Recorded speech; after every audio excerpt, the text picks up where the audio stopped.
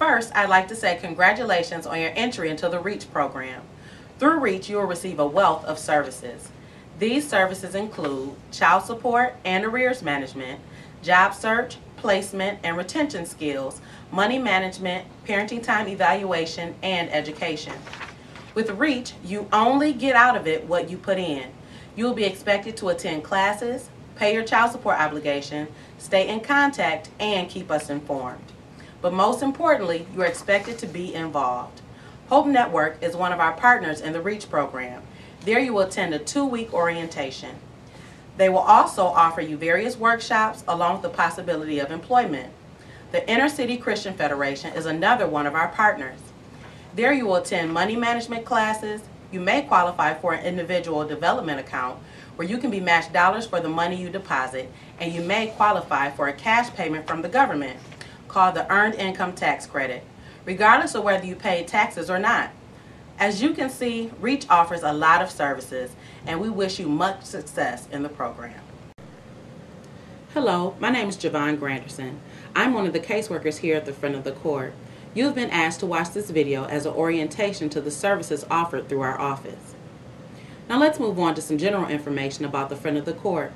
You should now have a case number associated with your case. Your case number is very important. Each case number starts with the year your case was filed, followed by 6 numbers. Sometimes your case number will be shown with letters at the end that describe your case type, such as DS, DP, or DM.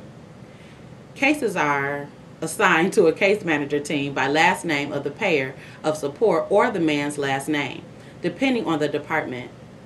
Let's move on to how you may contact our office. There are several different ways to contact us.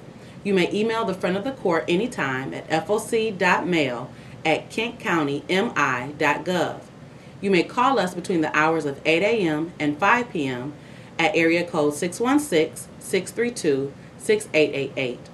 A customer service representative will be available to assist you and may be able to answer your question immediately.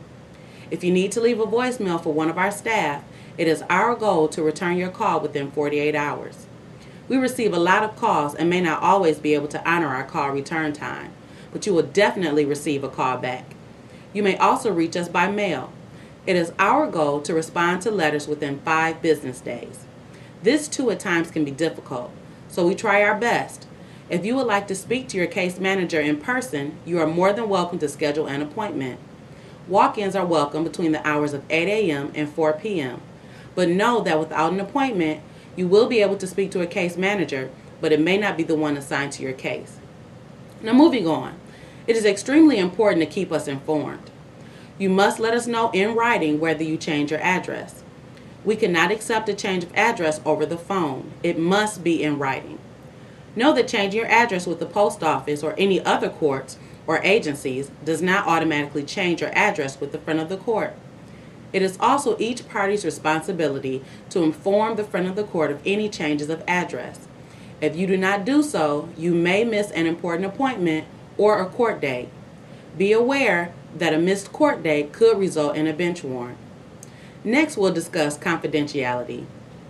In keeping confidential information exactly that, confidential, we can only give case information to parties to the case and their attorneys.